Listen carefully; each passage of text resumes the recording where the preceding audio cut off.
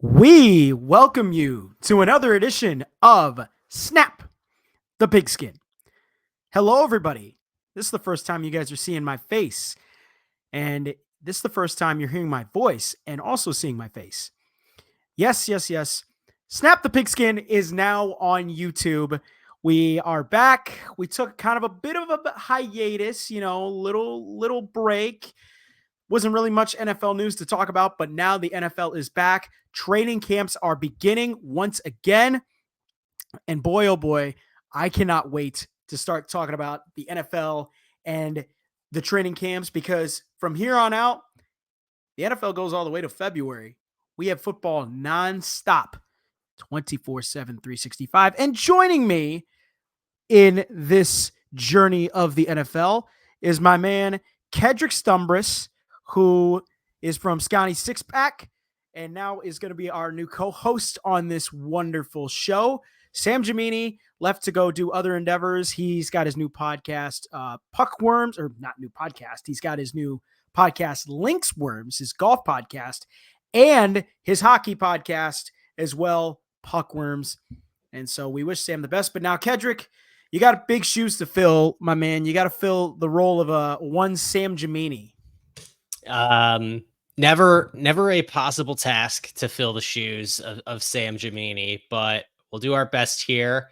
And I'm excited to do another thing with you, Noah. I know we spent a lot of time over the last year doing shows, guesting on shows. It's exciting to get to do one, semi-officially with you now as a joint venture. So it's been exciting setting it up. Cheers to you. Let's get it started. Cheers. And I have my water, so there we go. Excellent. Also, what I'm drinking. Big old water.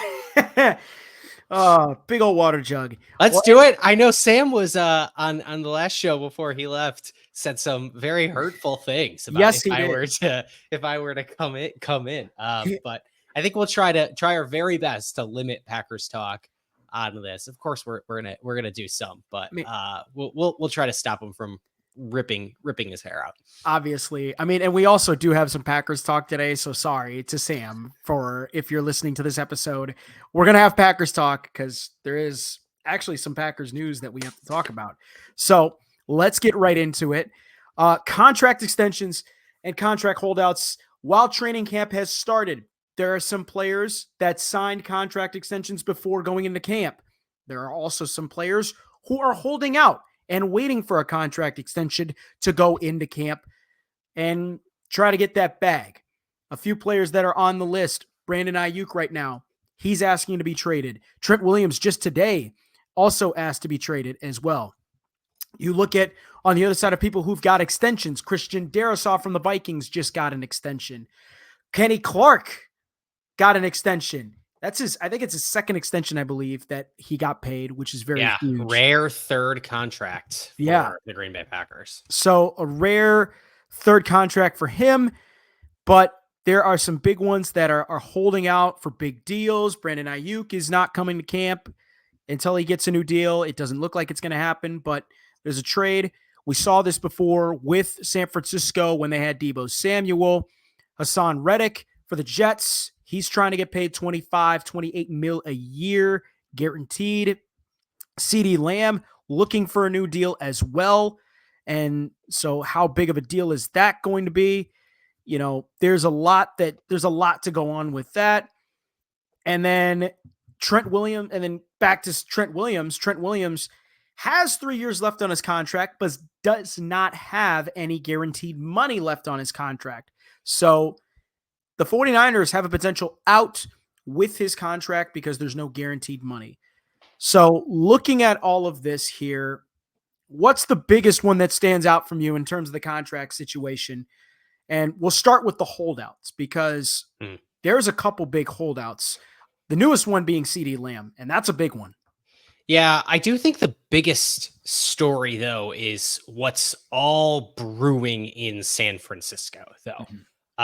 With Brandon Ayuk holding out. I know there was some video of Ayuk walking off the practice field today with 49ers general manager John Lynch, maybe walking into the facility, having some conversations, progressing that for San Francisco. But that, along with Trent Richardson, is going to be difficult for them. Obviously, he just wants a restructure with no guaranteed money on that deal. But, do you want to give more guaranteed money? Maybe a guarantee part of the season at least, but this is turning into a big inflection point for a 49ers organization, which has had a lot of luck, I guess, or well-timed contract extensions for players without everything kind of having to come to a head at once. And now they got these two disputes right before the year where they're going to have to pay Brock Purdy. If they think Brock Purdy can win them a Super Bowl, they're going to have to pay him.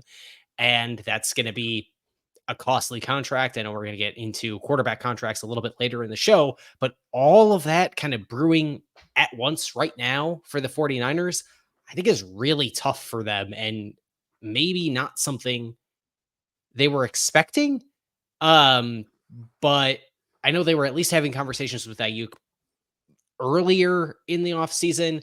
It's just a lot of moving pieces, and maybe better for them now to have to deal with this all before the Purdy extension, but definitely not an easy week or month coming up here for John Lynch. Yeah, and I mean, like, the Ayuk thing is so huge for the Niners because he's one of their top receivers.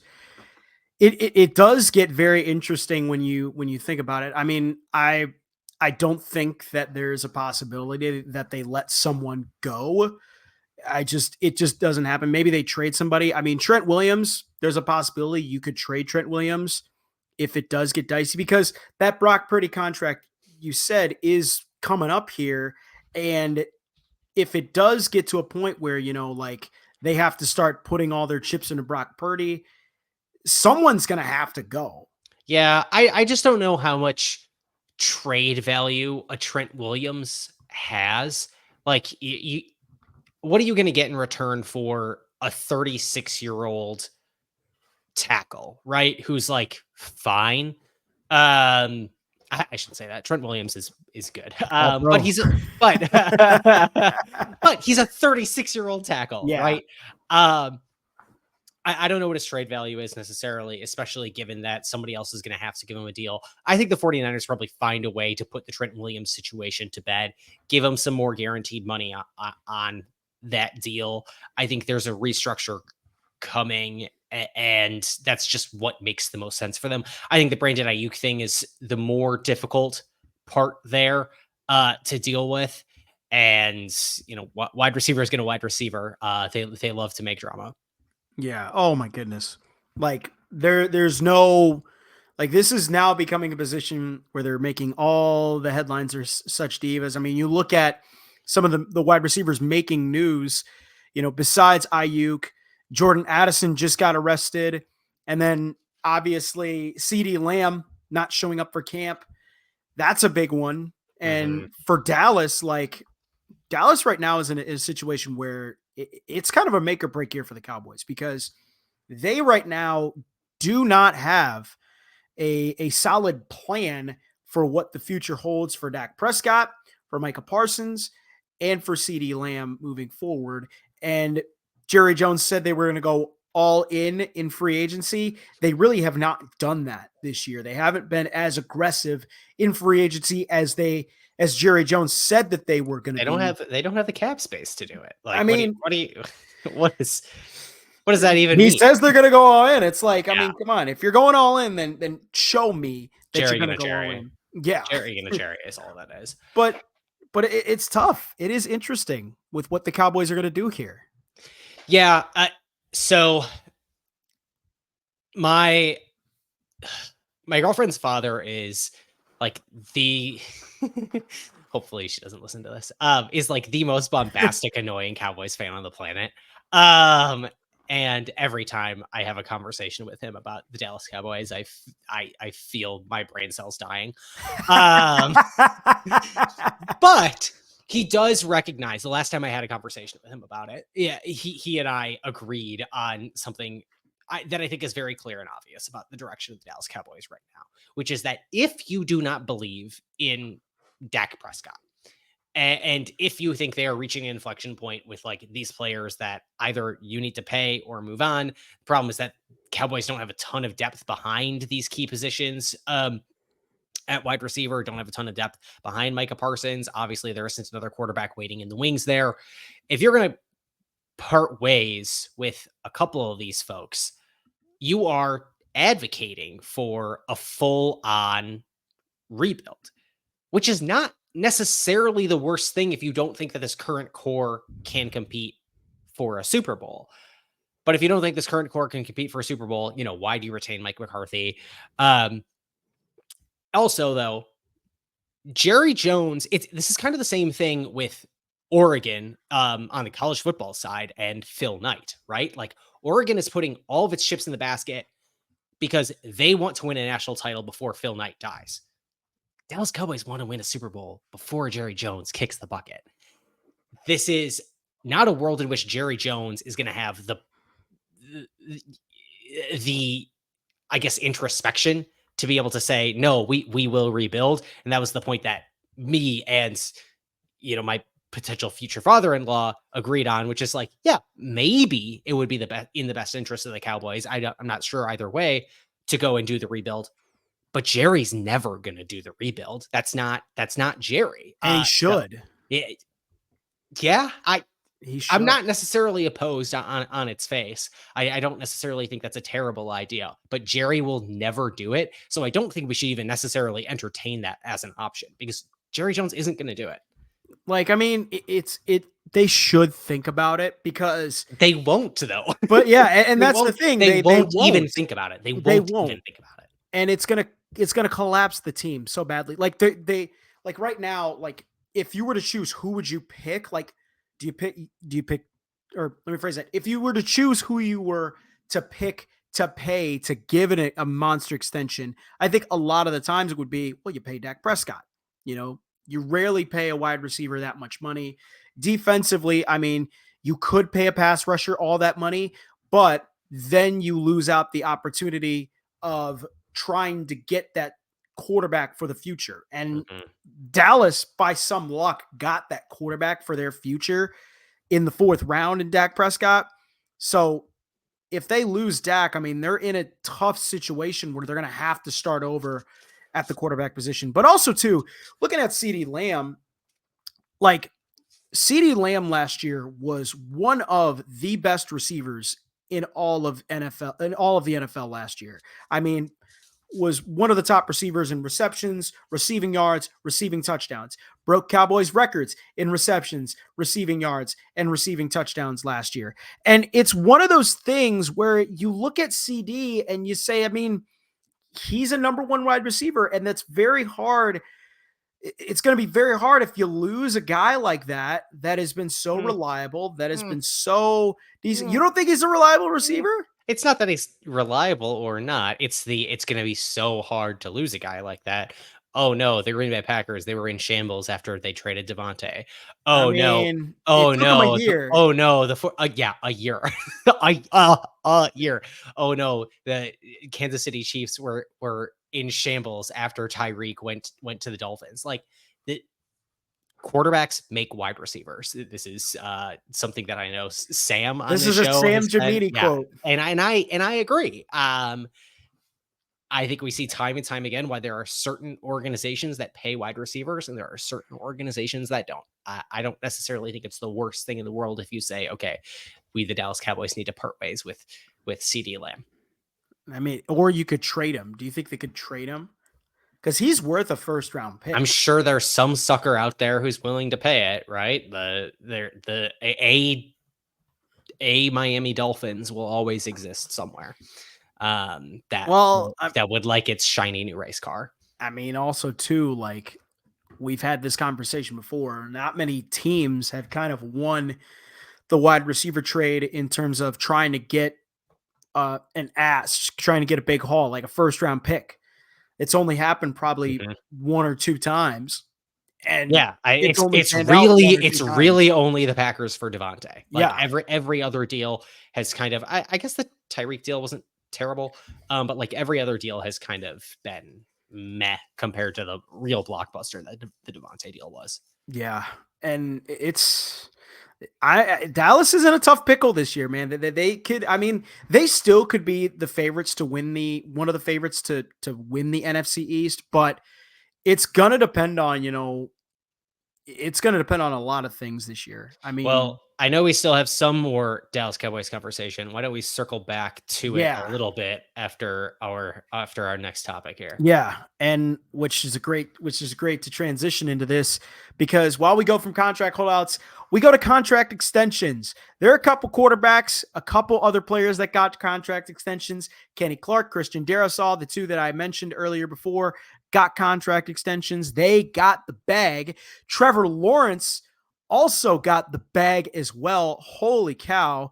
He got a lot of money and he got his deal done in the month of June and he ties his AAV with Joe Burrow. And holy cow, it's very impressive. But what's even more impressive is what it looms for the other quarterbacks Dak Prescott, Tua Tagovailoa, and one Jordan Love. These guys are all up for contract extensions this year. Jordan Love had a 1-year kind of prove it deal, or excuse me, a 2-year deal that was, kind of a 2-year prove it deal, which he panned out really well. And now is looking for a contract extension. Tua Tagovailoa, his contract is ending. He's looking for a contract extension. Dak Prescott, we know that's looming soon. The new contract extension is coming up. There's a lot of interesting stuff, and we're going to focus on the quarterbacks here, Kedrick. Who do you think gets paid the bag first? And you look at it, who do you think gets paid before the regular season starts? Mm. Um. Well, to go back to who has already been paid, the Trevor Lawrence deal is an interesting signal for what the rest of these are going to be. I did a big kind of sports economicsy episode on my show Scotty Six Pack back after that deal was signed, kind of explaining like, hey, this $55 million contract this is kind of just what it is. It's a shocking number, but it's not that crazy compared to what other quarterbacks are going to be getting here in the near future. Um, Frankly, it's the same average annual value as Joe Burrow got, right? But it's a smaller share of the salary cap than Joe Burrow got, which is really the biggest number that actually matters when evaluating these quarterback deals. In terms of time and who gets their deal done first in these next big dominoes to fall in Jordan Love, Tua, and Dak Prescott, I think it's pretty clear that Jordan Love is going to get that deal done first. But there's an interesting game of chicken, I think, being played with the Green Bay Packers, Jordan Love, and Tua, because Tua and Jordan are both represented by agents from Athletes First. So I wonder if there is some like insider price fixing, so to speak, between the agents and the management for Jordan Love and Tua to try to time these out to get both of their clients the biggest deal possible. Um, Either way, I think both of them are going to get a massive haul, and I think Dak Prescott, because of his unique contract situation, is that he can afford to wait them out and wait for as big of numbers to come in as possible before he signs his deal. Yeah. And this is an interesting contract situation with Jordan Love. It's been kind of monitored over the last, the last few months. And he's not unlike another Packers quarterback that is that would not show up to camp, because he wants to go to Egypt. He's actually coming to camp and he's actually showing up, but he's also playing his cards right too by also showing up to camp and by not really, participating, just being there. You can see the presence of him being missed at training camp today. Sean Clifford had a rough day at camp. 5 interceptions Did you during say Clifford had a rough day? yeah. Is that intentional? Clifford, No. the big red dog, rough. Ah, I got that one. But no, he had a rough day. Sean Clifford did not play well at camp, did not play well in walkthroughs, had 5 interceptions during a walkthrough today. It was not a good day for the second year quarterback out of Penn State. And they also drafted Michael Pratt. They signed Jacob Eason just in case for insurance. And Diana Rossini also said There's a this name to early. remember. And Diana Rossini also said this too, is that the deal might not get done for another few weeks. So that's very interesting. Yeah, I I don't know. I don't know what to believe about the timeline on the Jordan Love deal very much anymore. Particularly given the, I really think that there is something going on with the management of Jordan Love and Tua collectively, and that agency might be trying to drive up the price between each quarterback against one another, against itself. And so I wonder, is there a situation where athletes first overplays its hands and the Packers say, like, no, this is the last number, like it's not going up, deal? And then do they say, okay, well, just wait till this Tua deal comes out because the Dolphins are going to pay more? I don't know. I think it's fascinating to see what that timeline is going to look like. I think it's fascinating to see what Jordan Love is doing at camp in, sitting through meetings and film, but not doing any physical workouts, compared to Tua, who is doing, 7-on-7 workouts, but just not doing full 11-on-11. What is the reason for the dynamic there? I have to imagine that it has something to do with the fact that the Jordan Love talks are more advanced at this point in time, from everything we can tell. So he's, trying to play it maybe a little bit more safe. Um, but either way, I think Jordan Love is probably going to get 60 million in average annual value. At least that will be like the announced number, and how that actually looks on paper, between whether it's signing bonuses, future roster bonuses, and guaranteed and pseudo guaranteed money, whatever that actually looks like. I think we'll have, some bit of funny money to it, but I'm sure it'll be in the $60 million plus range for sure. And I don't know where Tua is going to fall, either above, below, or just at that number. It should be fascinating to see, but I think both of these quarterbacks are playing their cards to, get something done before week 1. I'm interested. I think for Tua, it could be 55 mil, like just right at that 60 mil mark, maybe 54. I just, just with He's not going to the, get less than Trevor Lawrence. that is true, but it's also like for the Dolphins, they could also go back on the track record as he's had some injuries. He hasn't really stayed healthy for the full season. And I, they could be like, maybe, we give you at least this number, but for a mhm. shorter amount of years. So Yeah. like, let's say 4 years, they give him 54 mil and 54 mil, 53 Well, even that's on that mark. that's the fascinating, bit between all of these teams and these quarterbacks, right? Mhm. Is we're talking about these exorbitant numbers, 55, 60 million, 60, 65. We'll talk about bigger numbers when we get to the Dak Prescott of it all. But these teams would like to lock up these quarterbacks Yeah. for longer, right? The cap only goes up and up and up. As I said on my show, Scotty Six Pack, right after the Trevor Lawrence deal got done, the cap goes up an average of 7% every year. There is maybe some little bit of slow to that growth with the NFL Sunday Ticket lawsuit settlement that is going to end up going down, taking some money out of these teams' pockets from shared revenue of it all. But NFL teams, for quarterbacks in particular, whose values only go up exponentially every year, these teams and management really has an incentive to lock up these guys for longer, because the longer you have them at that $60 million number, the cheaper it looks, right? Like, Mhm. uh, Josh Allen's playing on something like a $45 million average annual value contract right now. Kirk Cousins, it has the same average annual value as Patrick Mahomes does right now. It looks like absurd numbers because the longer you're able to lock these guys up for, the less of a total percentage of the cap they end up taking. So like Tua would probably be over the moon to take a short deal, assuming he wants to bet on himself. Sure, you want to give me more money for a shorter deal now? Great. I'm going to sign that and I'm going to go ahead and make you pay me big time the next time around. So I wonder if what the years situation is going to be for these guys as well. Should be really interesting. Yeah. And Jordan Love too. I mean, the interesting thing too, here's the worry that I also have with Jordan Love, and this is just being me as a Packers fan, is looking at that and just having like thoughts of Daniel Jones, because Daniel Jones got paid the bag as well, and it didn't pan out. It's not panned out well for the Giants.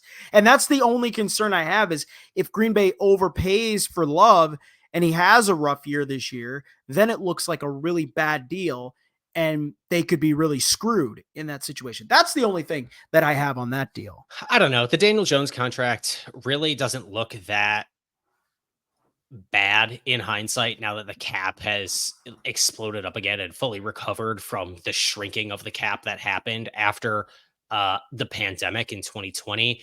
Like the Daniel Jones deal really doesn't look that bad anymore. You pay for future production, not past production. The Jordan Love contract is going to be top of market because Jordan Love played like the best quarterback in football for half a season last year, right? Like, and he played like a dang good quarterback for the entire season last year. So I'm not super worried about that. You gotta pay your guy. So as a Packers fan, I should say, I'm not super worried about that, and I understand why the Packers are going to do that. And yeah, you lock them up for longer because worst case scenario, that contract really doesn't look that bad in 3 years, right? Yeah. Like, And it pays off if he plays well too, exactly. which transitions us right to our next topic here with contract extension, contract holdouts. Hopefully, we will see what happens and who gets paid the bag, and for how many years. But speaking of players, top 100 list came out recently. The NFL top 100 list.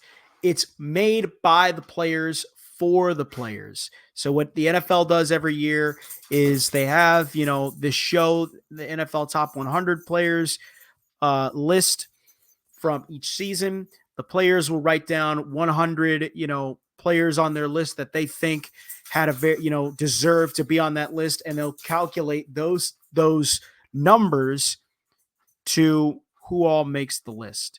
Noah, did you want to talk about the potential Dak Prescott deal? Oh, yes. Did you want to talk? I mean, it's the Cowboys. It's Dak Prescott. Like, I think the only thing that's worth mentioning and circling back to really quickly before you want to talk about top 100 is that Prescott has a no trade clause. He has a no franchise tag clause. He is on the last year of his deal. The Cowboys risk letting him go for absolutely nothing. While we're talking about Jordan Love getting $60 million, I know that a number was floating around today with a couple of NFL sources. One NFL source shared with the Dallas Cowboys Athlon site that they think Dak Prescott, if he's patient, could get 70 million. No. And I know that Adam Schefter yesterday said that Dak Prescott's going to get a deal north of $60 million a year. It might be more, way more, which kind of goes along with it. It makes sense. Like if we're talking Jordan Love getting 60 after he put up, I mean, Jordan Love and Dak Prescott put up a similar level of MVP caliber production last year, right? They're coming off of similar seasons in that vein. I think Dak Prescott probably should have been the MVP last year. And if your knock on Jordan Love is, oh, okay, but he only did it for half a season, which is wrong. But he only did it for half a season. He's not as proven. Well, if you want to pay for that past production, right? Say you have more data points with Dak Prescott, he's gonna get more. Plus, he has the Cowboys over a freaking barrel. Like, you either need to let him walk, which you either need to let him walk and go into a rebuild, which Jerry Jones is not gonna do, or you're gonna pay him ridiculous gobs of money. That's what it's gonna be. Yeah. And even too, like, even if you pay him ridiculous amounts of money, you're gonna have to let somebody go just to have enough cap space to just pay him. Yep. So like CeeDee Lamb or Micah Parsons, they could get screwed out of Dak Prescott's deal because the Cowboys could spend all that money for that one position and then not have enough to pay the rest. Figure it out, man. Every other team in the league has to figure it out. I don't feel bad. I don't feel bad for the Dallas Cowboys having to throw a bunch of coin at their quarterback. Like, and a guy you're Jerry Jones, you can afford it. Who's only won, I think, 2 playoff games?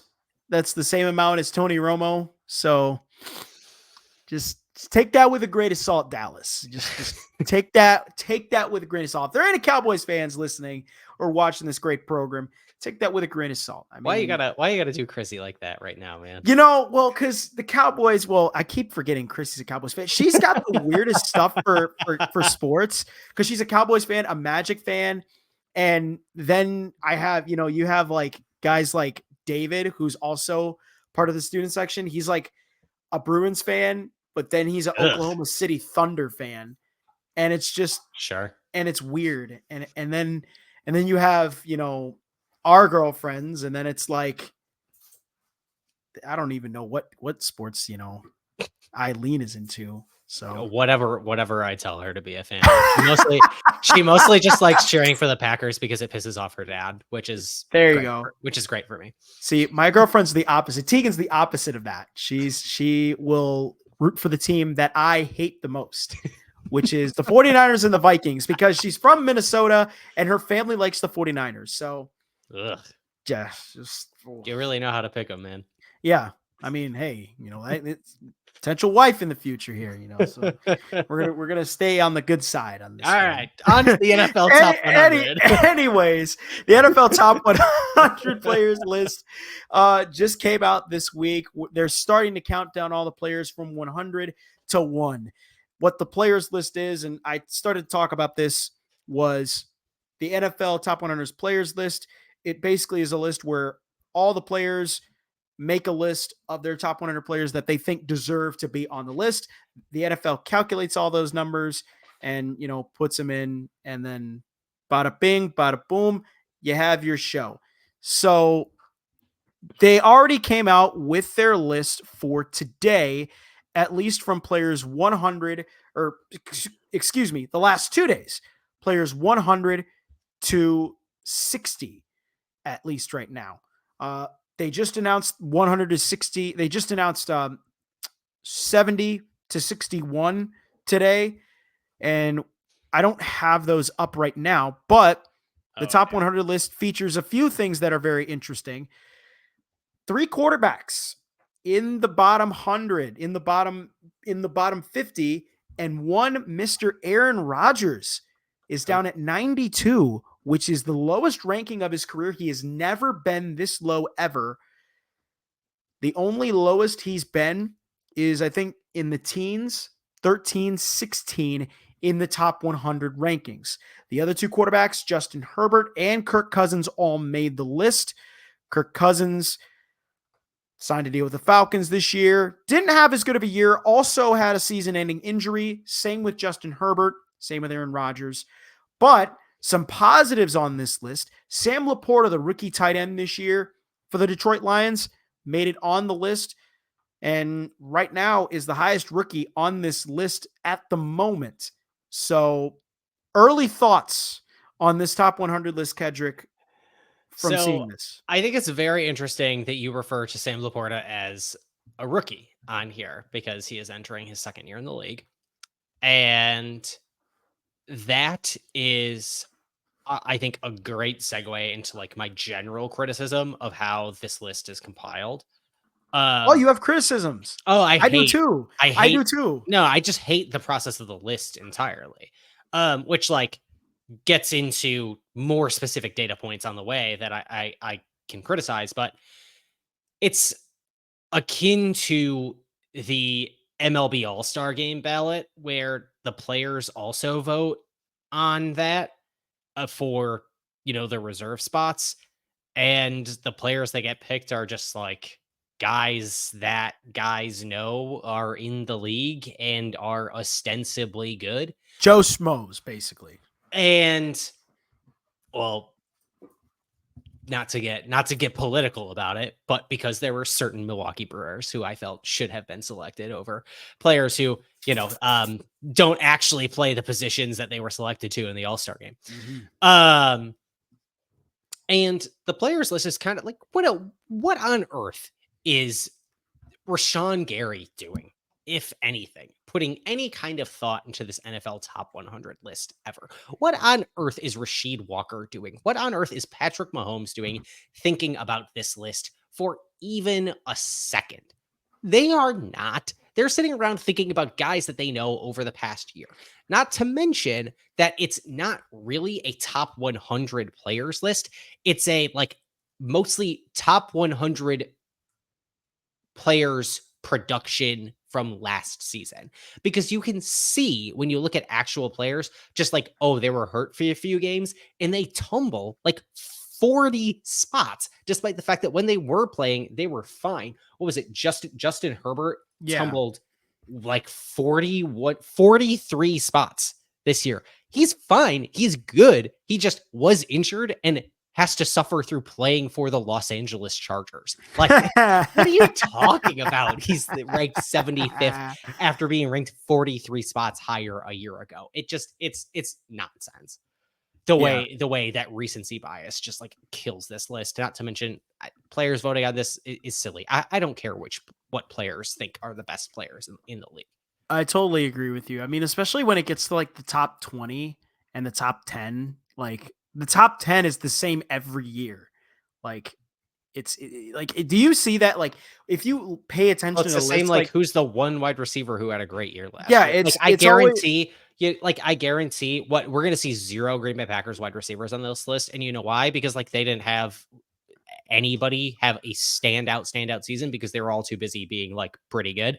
So like what are you going to do here? and I mean like also too like but like the top 10, like every year it's the same, especially like the top 3, because in the top 3 it's either like Lamar Jackson, Patrick Mahomes, and then somebody who led the league in rushing or in receiving this year. Mm-hmm. Like that's the top 3 every year. It's a mix of like those 3 guys. And usually Patrick Mahomes gets number 1, and it's like that's there's no reason for that. Like we See, know Patrick but no, Mahomes is like good. Patrick Mahomes. This is the thing, though, is that it's all over the place in terms of, are you doing the recency bias game or not? Because I would be very much willing to bet that Patrick Mahomes is going to be number 1 on the list because he is coming off of another Super Bowl victory.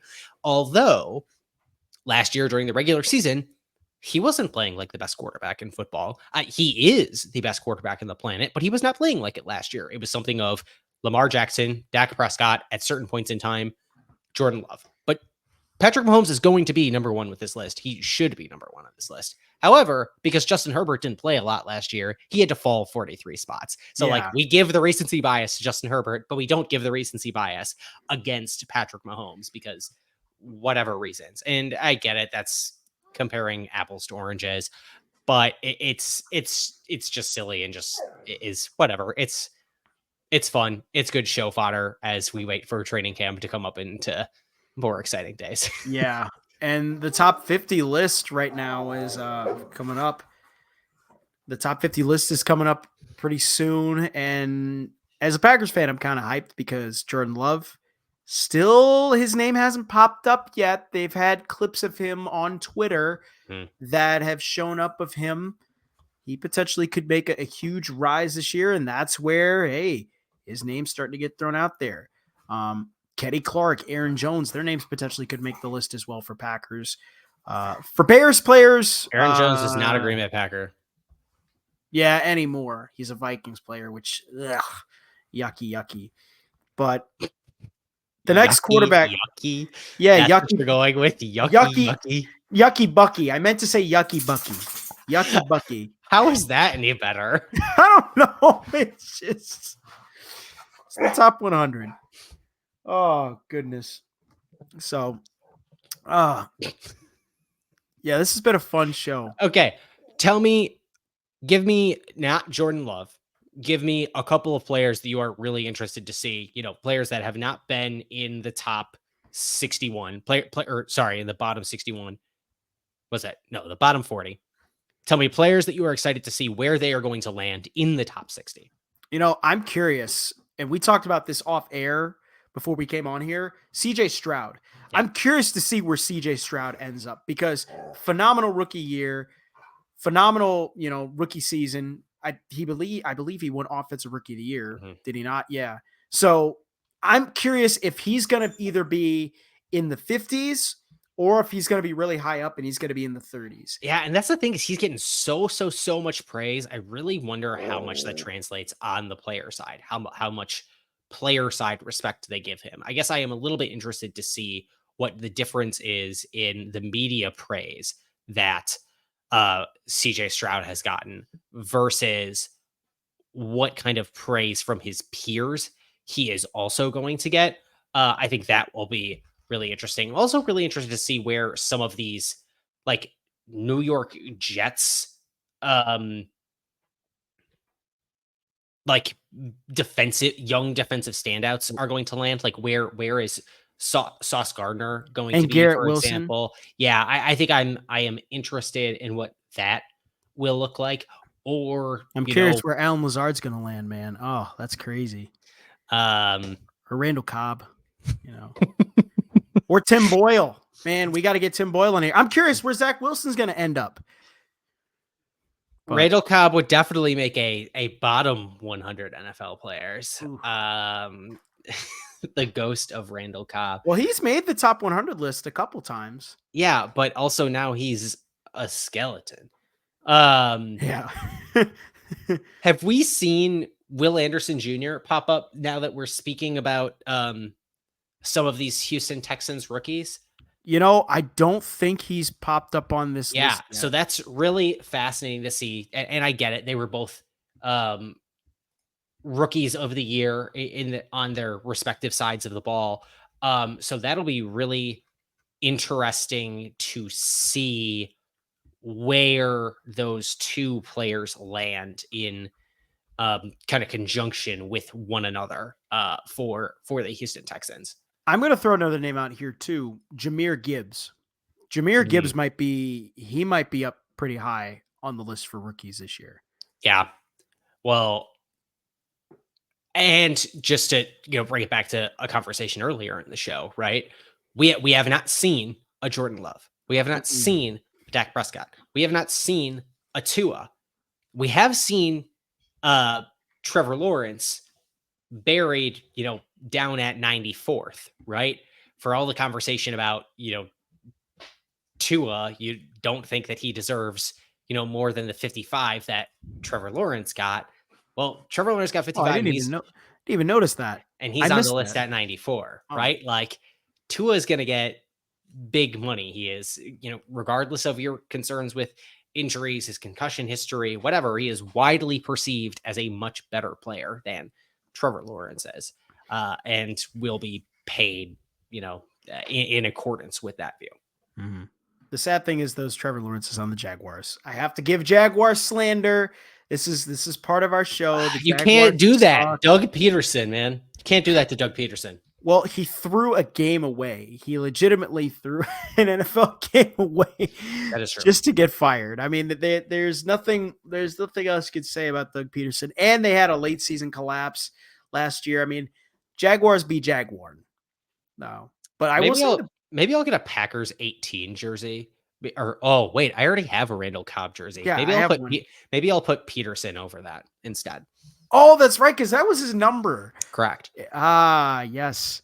Not that I have anything against Randall Cobb at all. I just think it would be funny. Why? This is the weirdest thing. I have a Randall Cobb jersey with Jason Garrett's autograph on it. Why? just because it's an interesting story. So at camp, Jason Garrett was there because was at Packers camp one year because Rich Bisaccia is a good friend of Jason Garrett. So he came and stopped by. I happened to run into him, got his autograph with the Randall Cobb shirt, and then he signed it. He just signed it. Why I would you can't want believe it. Garrett's autograph in the first place? I don't know. I thought it was cool at the time. I was like, look, I got Jason Garrett's autograph on a Randall Cobb jersey. I was like, I thought it would be a good hot ticket item. Turns out it's not. I mean, like, it's just sitting in my closet getting dust. But this sucks. Wow. Brutal. Yeah. Okay. Do you think so? We talked about a couple players you were interested to see where they're going to land on the list. Do you think there are any players on the list thus far that you think are ranked, very low, very high? Any players that you are, surprised to see where they landed? Well, I'm very surprised that Trevor Lawrence is on this list. I was very surprised when you told me that Trevor Lawrence, because I thought there was only 3 quarterbacks. I thought it was Herbert, Cousins, and Rodgers. Yeah. And so, man, I didn't even notice Trevor Lawrence on that list. That's a shocking one to me that makes the list. Other than that, I mean, Aaron Rodgers, obviously 92, but it's also he was on the Jets, and the Jets were pretty bad last year. They really didn't have a good, they really didn't play well. What's shocking is it has nothing to do with the quality of the Jets. He didn't play. He didn't play, but he had a terrible offensive line. I'm just gonna say that he played 4 snaps. Nothing has to do with it's just like you're gonna make me talk about this guy. What are you talking about? I can't help it. I'll talk about a Bears player, Montez Sweat. He's never made the list. This is his first time making the list as a Bears player. And remember, he got traded late in the season and was a big impact player for the Chicago Bears down the stretch of the year. I'm very shocked that he made this list because I didn't really think he had a very productive season, even though like he went on to the Bears and he did make their pass rush a lot better. I just don't necessarily think he should get the nod for this list. Like 82 is great, but like he didn't really have a productive year last year. I mean, like 12 and a half sacks, 72 quarterback pressures, and he got his first Pro Bowl. And, it's something, but does it earn you enough to get on the top 100? Like if we were making a top 100 list, I don't think I would put Montez Sweat in my top 100. That's just all I'm saying. Yeah. I don't know. I mean, fairly disruptive player. I would imagine that given he posted career highs in, however many categories last year, he's going to regress some this upcoming year, and we likely will not see him in the top 100 again because I think him falling from 82 off of the list would not be a very big fall for him. I find Kirk Cousins' place on this list curious. Because he falls 39 spots down to 81 after, a fantastic Viking season, a year, almost 2 years ago. Luckiest season ever. And but Kirk Cousins played very well. And then he played incredibly well to start the season before he got injured and then falls 39 spots. And this is kind of what like I mentioned at the top of this, like there's weird recency bias stuff. I don't think players think about this very hard. Whatever. Like if you think Kirk Cousins was a top, 40 player in the league a year ago, or top 45 player in the league a year ago, I don't think he gave you reason to believe that he's not a top 45 player in the league now. Why does he fall all the way down to 81? that seems very silly to me, unless it's just, presupposing that he's going to be supplanted by Michael Penix, I suppose. Which would be ridiculous because it is kind of ridiculous. That's a whole nother story. I'm not even going to talk about that, the Michael Penix thing. That's just, No. but yeah, I mean, and Kirk going, I think the other thing is too, is him going to Atlanta, I don't think helps his case a bit at all, because if he stayed in Minnesota, there would have been, I think maybe he gets up into the 60s a bit. Maybe he bumps up a few more spots. You don't think so? I think he bumps up a little bit more. Anything. I mean, I like the way I view these lists. This list is not future looking at all. Like, what on this list, what player on this list, and what player's ranking on this list gives you any indication whatsoever that this list is future looking? There's some, I mean, like some players like Montez Sweat, that's a future looking, like potentially. No, it's not. It's because he just posted career highs in like every major, or like in he every did, and he could potentially do it again. Which is backward looking. No, what? He could do it potentially do it again. Any player on this list could potentially post career highs in anything. I really wish Sam was here to jump in on this conversation, though. This would be very interesting to hear his words. But also, too, like some players who get on the top 100 list that first year, like they do way better the next year. Like this list also, which means that they go right, meaning that they go higher the following year, right? Which means that it adjusts to that then upcoming year on the next list. Yeah, it's not a future looking list. The list is entirely about like who were the top 100 players last year. Plus, we give like some cookies out to players like Aaron Rodgers because he has 4 MVPs, even though his Achilles died in 4 snaps. Well, they just finally, they just finally released the 70 to 61 for the top 100 players for today. They talked about that. And here's the list: Amari Cooper, Cooper Kupp, Danielle Hunter, Teron Armstead, Brandon Ayuk, Jordan Poyer, Patrick Queen, Jalen Waddle, Bradley Chubb, and Justin Matabuke. Cooper Kupp took a big fall from grace this year. He was 22nd last year, and he falls to 69, which is not nice. But man, I mean, like, is this another one of those? He dropped 22 spots. Yes, he dropped 22 spots. Sorry, from last year. Yes. Because I'm looking at that. I thought it was because of his rankings, but he dropped 22 spots from last year. And is this another instances of recency bias? I mean, because he was injured and he didn't play a ton last year. Yeah. That's the reason any player on this list all of a sudden has a huge fall from grace. This list is not well curated because the players do not give a damn. No, because why should they? It's true. I mean, if they did this for the writers, if like the writers made this, that I would be way more interested in. Yeah. I love like the Athletic top 100 list, like whatever, like that stuff.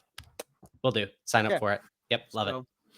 So with that, we have come to the end of our show here. And this is the first one that is on YouTube.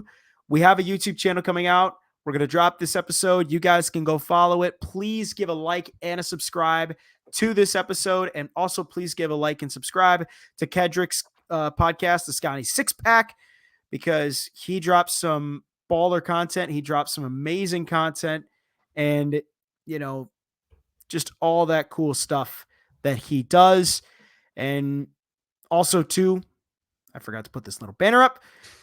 I'm still getting used to all the effects here on this. But also, too, feel free to listen every week on YouTube, Spotify, Apple Podcasts, etc. We still are on Spotify and Apple Podcasts, and we're still on the podcast version. It's just now, hey, you can see our beautiful faces talking about the great sport that is the NFL, America's sport, if you will, and all that other stuff. So next week, we're going to be talking a little bit more about the NFL and a little bit more about training camp. We're going to also later down the road in the month of August preview some of the divisions that are going down, who's going to win the divisions, who takes a step back this year in the division, and then preview all the way into the NFL regular season and get ready for week 1. So I'm Noah Clark alongside Kedrick Stumbris. Thank you all for watching and listening. This has been another episode of Snap the Pigskin.